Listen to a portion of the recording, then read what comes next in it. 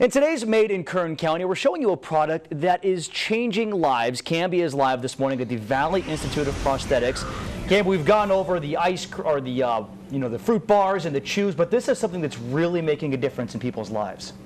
Yeah, that's true. And it's something that you can't eat that's actually made here in Kern County. So we're talking about prosthetics and orthotics. Now this is actually a prosthetic, and the difference is when there's feet, it's an orthotic, and when there's not, it's a prosthetic. Is that right? Yes, when there's no limb intact, then that's a prosthetic. And so what's been done right now is this is actually for a girl, and you guys make the mold and the impression of her leg, and then this is actually the impression. What happens next? Steve's actually going to show us. What happens next is we fill the negative impression full of plaster of Paris. Okay. And that then starts to make a positive impression. Okay. So Steve's mixing the plaster now.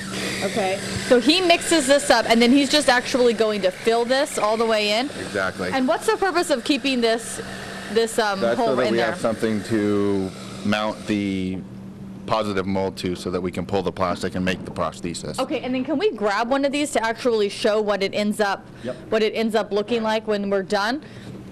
Yeah. So do you fill it all the way up as well? Yep. So it goes to the top because that's their whole leg. We want to get a picture of their whole leg. And then how long does it take for this to harden?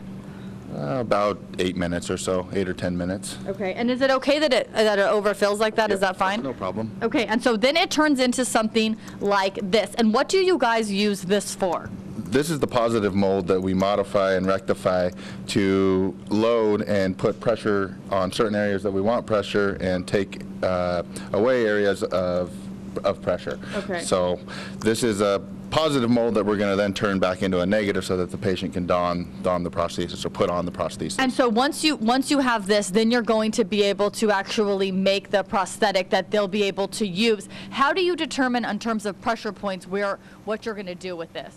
Anatomically, there's several areas on the patient's limb that you can load. The muscle bellies are really good to load. If you push on your kneecap or you push on your fibular head all day long, you're going to break down there. Okay. You break down, you get a sore, you can't wear your prosthesis. Okay, and so that's a huge problem. Why is this so important that people are able to have this made right here in Kern County? There's a lot of follow-up visits that are involved with prosthetics and orthotics. It's not you come in the first day and you go home with the prosthesis on the same day. So because of that, they're required to come in once a week for the first 6 weeks when they get a new prosthesis. Yeah. And their limb is always changing. You know, your shoes are tight one day, your shoes are loose the next day. Right. So we want to be able to accommodate that without them having to drive 200 miles down to LA or something like that. Okay, perfect. All right, Trevor is coming up going to show us actually how they make the prosthetic using heated up plastic. They use a pizza oven for this. You are not going to want to miss this, you guys. It's pretty crazy. And Cambi, do they sell these all around the world, or is this just locally? It's mainly in Kern County, just because, like what Trevor was saying, is you want to be able to keep coming back for follow-up visits. But if a place like this wasn't here, it would force people here in Kern County to keep having to drive out of town to somewhere like LA. That's great. Cambi, thank you very much. Institute of Prosthetics and Orthotics, where they are showing us what they make there. Cambi, how's it going? Hey, good morning, John. Okay, so earlier we showed you how they get the cast made, and then they actually put the plaster in to be able to make what the leg actually looks like. So this is an example of that. And then I told you a pizza oven. Check it out. Here it is. Steve is actually heating up the plastic. Exactly how hot is that right now, Trevor?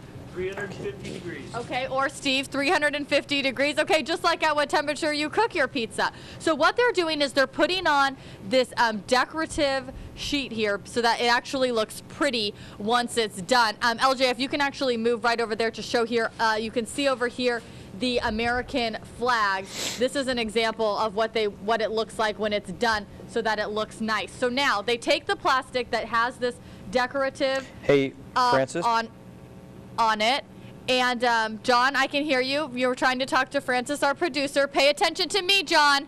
Okay, and so you're putting this on there. It's very hot, and you can see on the bottom here as they're molding it to the actual leg. Wow, this is really a skill, and they've been working together for 14 years. 14 years. How long did it take you to perfect this? Because there's not a single lump in that. You know, I've done it for such a long time. Yeah.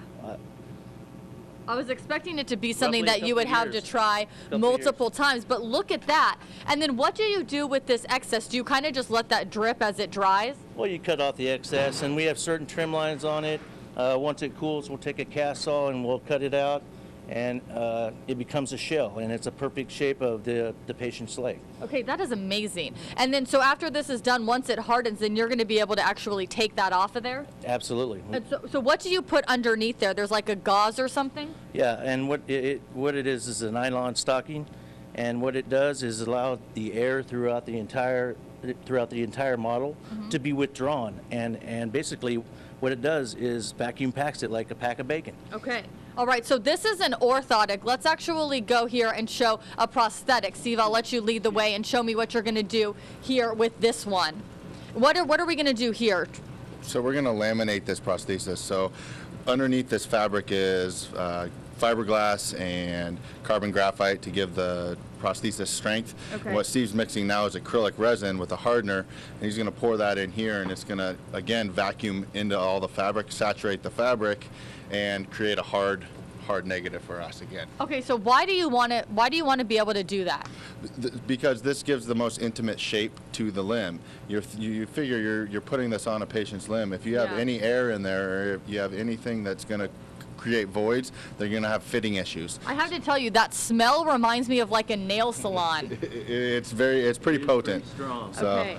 And so this actually goes down. How long does this take to do? About 30 seconds, you said? Yeah, this will take Steve, if he was going to do it from start to finish, probably a good 3 or 4 minutes, and then it takes another 10 minutes to harden up or so. But you can see the difference in the color here and here is as the resin is starting to saturate the fabric. Okay, perfect. Guys, live this morning at Valley Institute of Prosthetics and Orthotics for our Made in Kern County segment. Pretty cool what they're doing here. It is very cool. Cambi, thank you very much.